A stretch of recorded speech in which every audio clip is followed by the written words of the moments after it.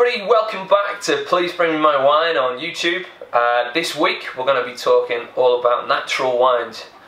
This question is coming in from my dad, so thanks Dad for that. Basically, if you've been around wine at all over the last sort of 5 years, or 10 years probably, but there's no way you could have missed the term natural wines. I mean, there's a real massive trend towards them at the minute. There's bars galore opening up all over, well, London where we are now, but also all across the world of serving natural wines. So probably a good idea that we actually know exactly what they are.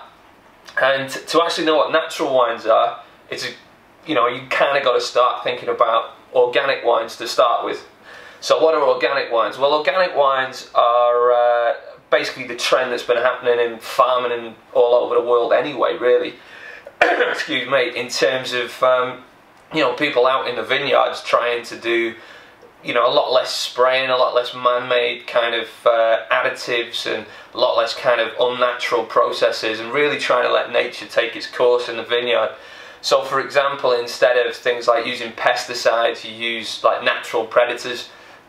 Instead of fungicides, you just do a lot better work in terms of canopy management and pruning and things to actually minimise the risk of fungal infections in the first place, those kind of things, And then I suppose the next step up from that is biodynamic wines.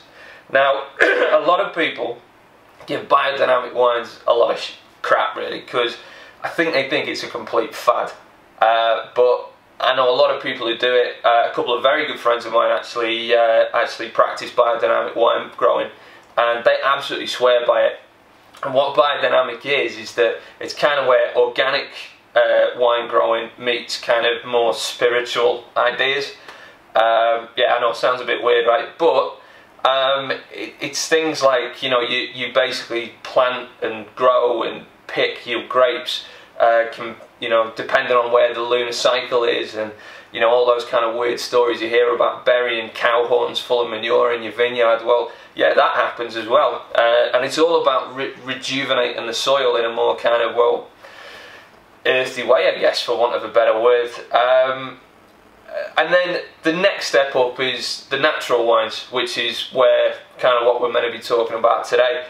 And the thing about biodynamic and organic wines is that they actually, the actual processes of doing it in an organic way or a biodynamic way actually stop as soon as you pick the wines. When you actually get the grapes into the cellar, it's kind of fair game. You can use additives, you can use kind of much more sort of, I don't like using the word unnatural because that makes it sound a bit weird, but like man-made processes.